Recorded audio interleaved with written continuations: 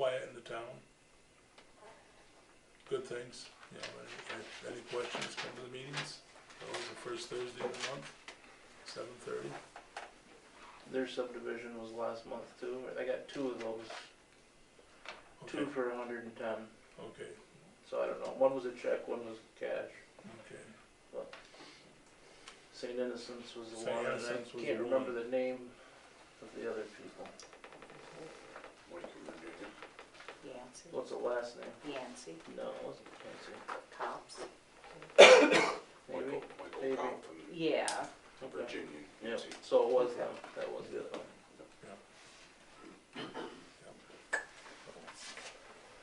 Okay. Is there any, well, we will open the meeting up. Yeah, the We have resolution. a resolution, Not that. not this, no. That's, yeah, that. We have to have a resolution for the standard workday. There's, give out to the people who are. Yeah, that's gonna be posted It's for gonna a be month. posted, it's gonna be at the town clerk's office, Paul, is that right? The town councilman, highway superintendent, town supervisor, code enforcement officer. Now, is Mark still on it? Is he retired? Is he? Is he on that? He's on this one, yes. No, he shouldn't be on it. Okay. I'll have to print out Court another clerk one. and deputy financial officer, which is Paul. Jan Schlafer is a court clerk. Councilman Bruno, highway superintendent Lang, and supervisor Taggart. So there's actually 6 people on it. It's a For the standard state. work day. Standard work day for the retirement system, for New York State retirement. And we never need a resolution for the standard work day and reporting resolution to be adopted by the board. And then it will be posted for 30 days, and then, And then it'll be, after 30 days, then I'll certify it into the state. certified in the state. You wanna take a look at it?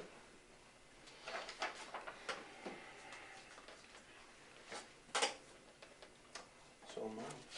Okay, the motion has been moved, Yep. motion has been made for the resolution. I'll second. Dwight seconded.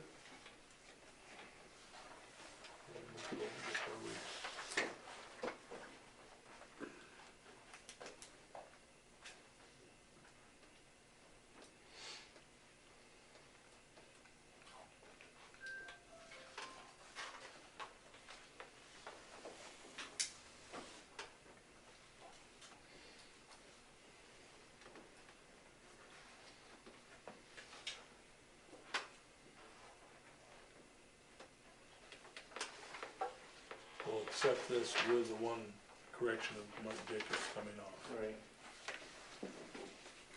That'll be the Jacobs only- or Tuthill? You said Tuthill before. Let's see how Mark Jacobs is on here. Now he's coming off also, He should be off, yes, He because should be off, okay. he's no longer right, doing that. He's drawn his retirement, so. yes. So, it's been made and seconded, all in favor? Aye. Carried. Thank you. Okay, now we'll open it up to the public. I got something here that I saw in the newspaper a week ago about something called Farmers Business Network, which is like an information sharing thing for farmers. The way it's written up, it's about the Midwest and corn and wheat farmers. But they have a similar problem perhaps that some of us do, namely oligopoly suppliers and customers. Anyway,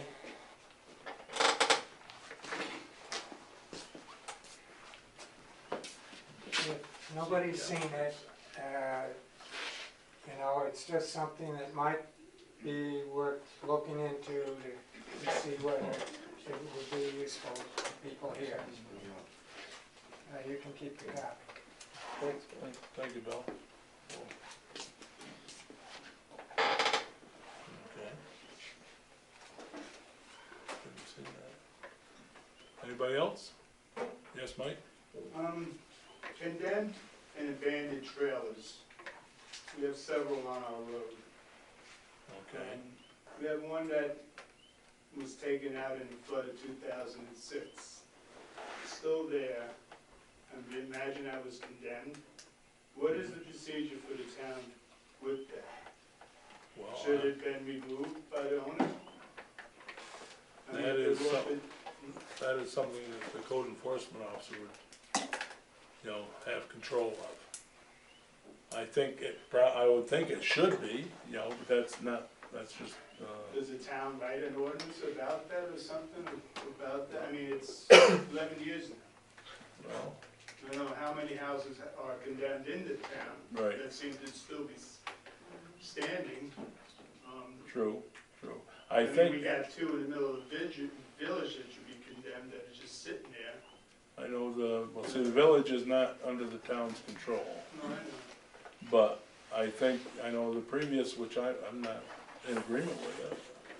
I know some of the previous code enforcement officers wanted a written complaint, a signed written complaint before they take action, which I'm not sure if that's, that puts neighbor against neighbor, that's the bad part about that. Well, But, there are hazards. I pardon? mean, there are hazards if you There- let them stay there for Right. insurance reasons to the owner and the town for not enforcing it. If the building's been condemned, Well, what I can do is have the code enforcement officer come to a town board meeting and have him answer some questions. yeah, I don't know how many condemned buildings are in the town. I mean, I know, that trailer, I know there's one on 21. I Right. think.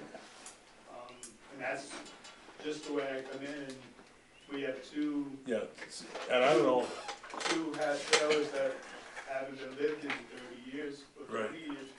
I mean, if they're on the tax roll, I imagine then they stay, but Yeah. the stone house was done wonderfully,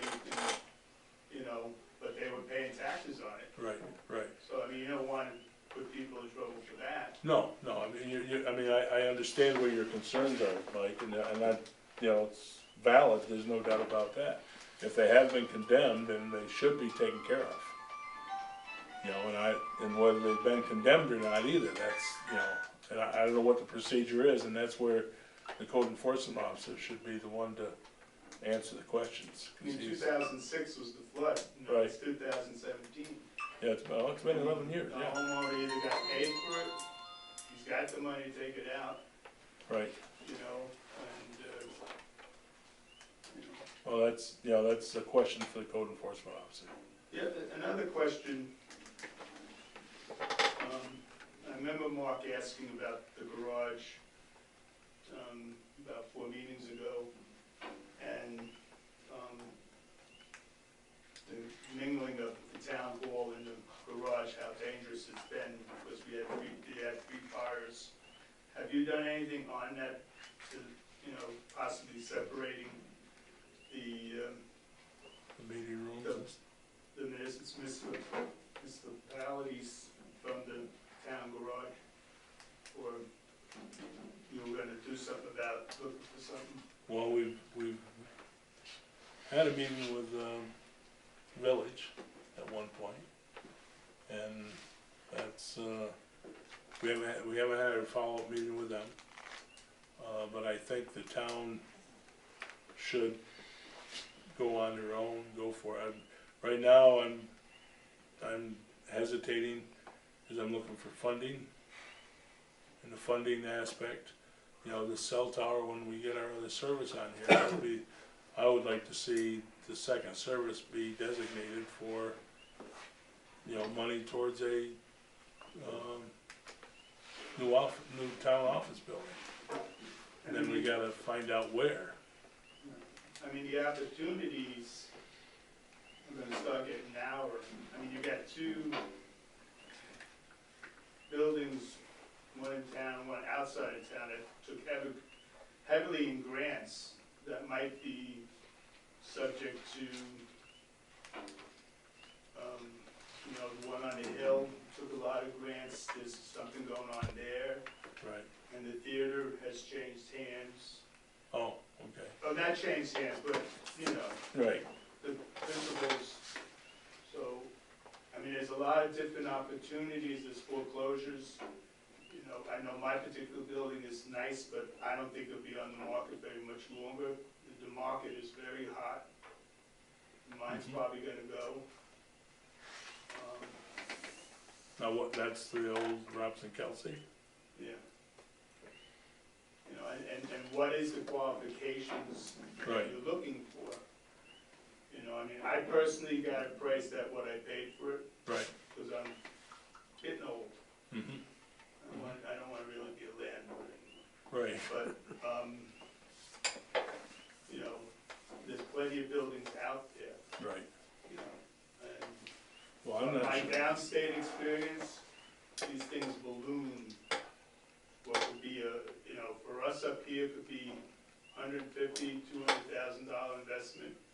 Down by us, it's $14–15 million. right, You know, and always looking for grants and more as they change the politics, and I don't think I'll see a change here, and the stability of the town, they make terrible mistakes. right, Terrible mistake, because they don't plan out 6 or 8 years ahead of themselves, the need. right, right, So, okay, there's just a thing that out there. okay. Well, anybody else? Thank you, Mike. Yes, Danny? I was hoping to hear back from the DEC on the community solar grant. Haven't heard a word. They didn't answer any kind of an email. They said by the end of April, but whenever it does come through, I'll Right. sort of keep you informed. One thing that we need to think about is that if it does come through before that grant can be applied, it will require a conditional resolution from the board allowing the use of the land. You've given kind of a permission thing now pending. Right, It would still be pending everything we have, but it might have to be official resolution for the DEC. oh, okay, When that comes, I'll give you a warning, hopefully we'll know before the next meeting, and I can give you a heads up. and that's, now, this is to allow them to do the study, is this what? No. Or that the land would be No, so- available if the study found That it? you would allow, there's no reason to do the study without the resolution, because the resolution would allow the land to be used if it meets certain conditions. Okay, So that's what, So you can't proceed without. right, but I guess my questions are, what are the conditions that No. it should meet? That's something we'd have to set up? Well, that's the ones you've already set, is that would it be able to provide electricity at a lower thing? And, It wouldn't cost the taxpayers money? yes, there were a couple of things when we talked Right. about even using it. You said, yes, go forward with the grant, Yep. pending these things. I'll look at Okay. that, I can look at back at Okay, specific. well, I mean, and that's my bottom line, as long as it doesn't cost the taxpayers money. You know, if it's something that can be done, it's, you know, it's not a bad thing, you know, But it as has long to as. benefit all the taxpayers, because all the taxpayers own a piece of that property. I think that's the problem we're gonna have to deal with it. It can benefit any taxpayer that wants to. Can. Anywhere from big But incentives to Canada. but it doesn't mean that every taxpayer will, and that's the problem. But And that's- even people outside of the town of Franklin can benefit from it. Uh-huh. So how should the taxpayers be responsible as a whole owning that piece of property for people outside of the town, or even certain select members benefiting from that project and others not? That's not fair either. If it could be set up on first dibs, local people first dibs, and if there's, It would be Openings wonderful if it could a all lot, you know, go to the left school or over. the town buildings, it's open to because then it anybody. would be. That's what we're hoping. that Well, he said maybe that that's even- not possible. There has to be Well- 10 to 12 people involved, and only one entity could only take up 40% of it. Right.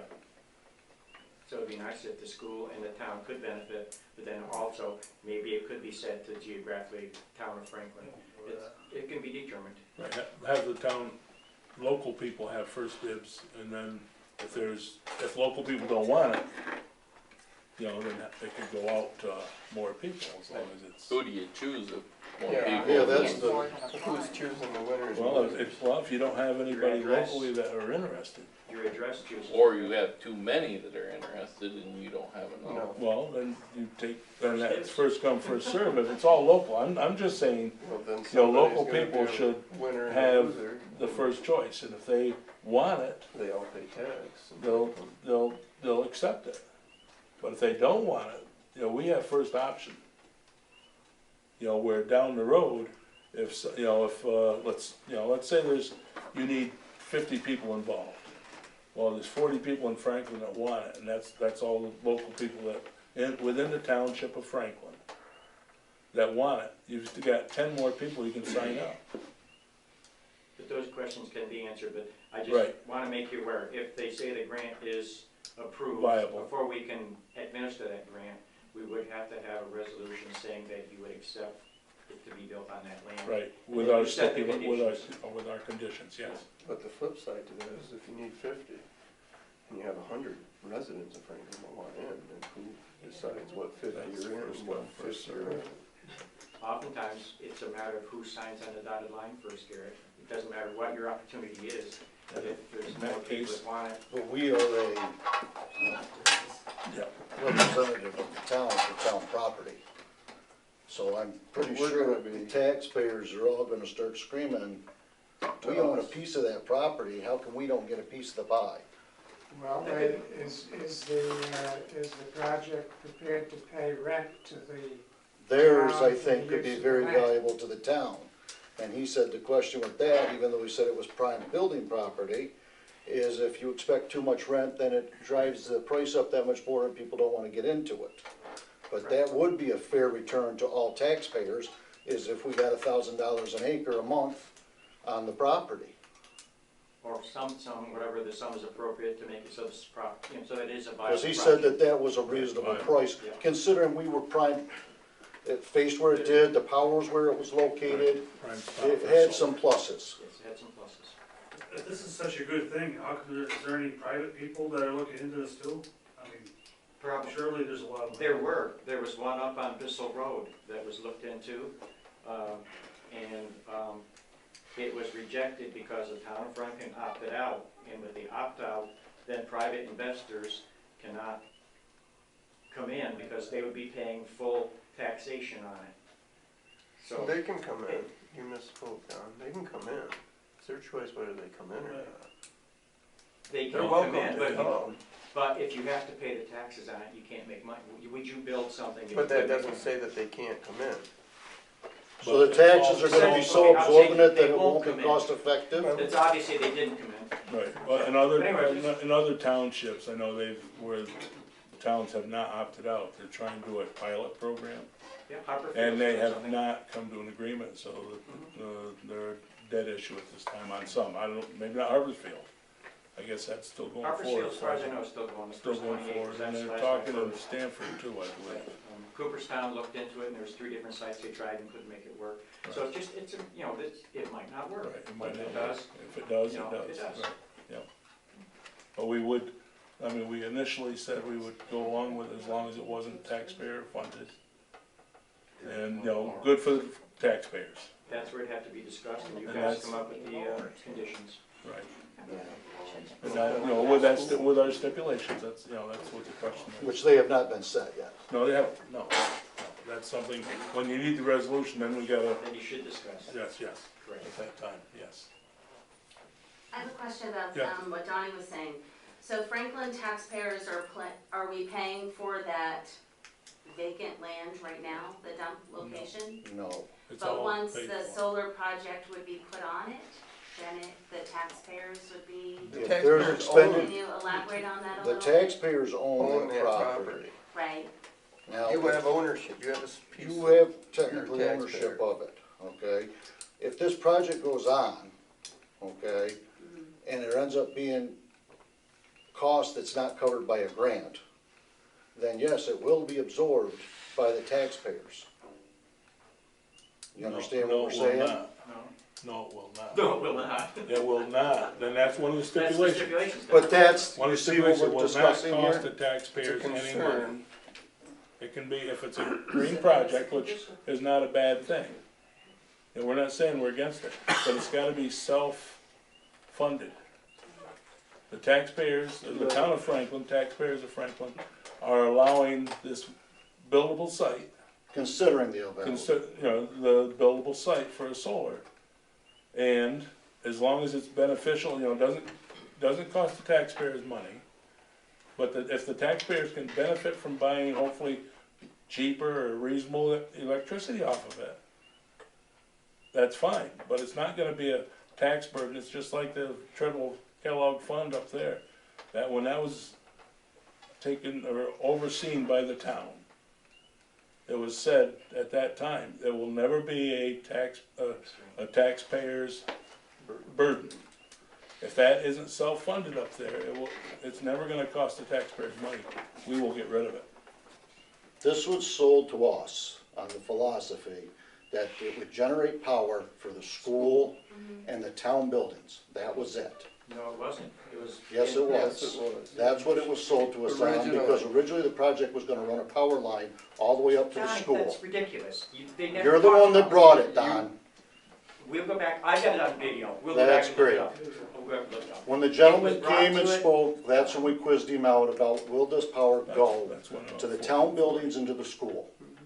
And he says, it is, the most they can take up is 40%, and there needs to be, as I recall, 10 other people at least in it. And we never said there would ever be a power line. That's the first thing we said would not have to happen because it's grid tied. Goes into the grid, comes out of the grid. No power line from here to there was ever considered. I think Pete Bevelacqua brought up the power line to the school. Because we mentioned eminent Different domain being conversation. thrown out as a Similar. problem with that. And it wasn't until the next meeting that you brought up the next proposal with Well, this. I think originally, right, I think deal with it. originally, it was, we wanted a solar system to benefit the school. That was the initial, to save the school money. I think that was the initial starting point. And then, where do you get it from point A to point B? That was the next point. I brought up that Downsville had set up one that did benefit directly to Downsville School. Right. I never brought up that we would build one to directly only benefit Franklin School. Right. I brought it together, that would be school, it would be town, it would be people. We can go back and do it, and I will tell you what That- day, we're- what month, what meeting, and what time it was. I I'll was, find it. originally, my understanding was mainly to benefit the school. Solar That system was the for school. original That letter, was- that- that's not what it from was you, discussed. but a No. letter that we got from somebody Oh, well, I didn't bring that, suggesting. so that can't, I can't argue But that. that's, I think you signed the letter. if it benefits the That was community, from, it I benefits. think, Nordstrom. If it doesn't, it doesn't. Sorry, That's- That came that's from about it. Nordstrom. That's where it Okay. all kind of started. Anybody else? Do you want that, You go ahead, Brian. do you want that report from Franklin Local? If we could, please, yes. Okay. Let's see. Little preliminary, Franklin Local is a nonprofit incorporated in 2009 and granted 501c3 status in 2013. From the bylaws, our goals are building the local economy, encouraging volunteerism, and raising the awareness of sustainable energy. These are realized through our businesses, the Franklin Farmers Market and the New Franklin Register. Both surpassed their 10th anniversary last year. We're a lean organization run entirely by volunteers. A bit of history, 2005, the town of Franklin authorized the creation of a citizens commission. Discussion among the commission members turned to practical ways to contribute to Franklin, resulting in the market and the newspaper in the summer of 2007. A few of the Franklin Citizens Commission on Peak Oil members went on to organize Franklin Local to facilitate these businesses in 2009. The Franklin Farmers Market Day is Sundays 10 to 2, Memorial Day to Columbus Day, 20 or 21 markets, 40% of the year. Market manager is Ellen Curtis, who couldn't be here tonight. We host 12 to 18 vendors from Franklin and surrounding towns. For eating and socializing, there are tables and chairs. Often the 2 dozen chairs are filled. Revenues are mainly from the renting of spaces and, if necessary, the tents. Expenses are equipment and supplies. We're always looking for new vendors and volunteers. The Franklin Farmers Market fulfills one of the primary goals of economic development as laid out in the Town of Franklin Comprehensive Plan. Moving on to the New Franklin Register, it's a community newspaper published 3 times a year, spring, summer, and fall. Originally published as a folio of 4 pages, it has grown to 20 pages. The editor is Marjorie Kellogg, who is here tonight. Our motto is independent, fearless, and free, from the original Franklin Register, which was published 1868 to 83. We publish a range of articles on local events, sustainable energy, profiles of local businesses, and citizens of note. Regular features include gardening, pets, books, a serialized fiction series, Murder in the Farmers Market, a chronology of infrastructure projects, and the ever-popular property sale listings. The mayor has a column. Jeff was offered one but declined. We don't editorialize, but we've printed all the letters to the editor that have been submitted. We also have a longer opinion piece, Your Neighbor's Views. Submissions are always welcomed. Summer deadline is June 10th. Publication is June 30th.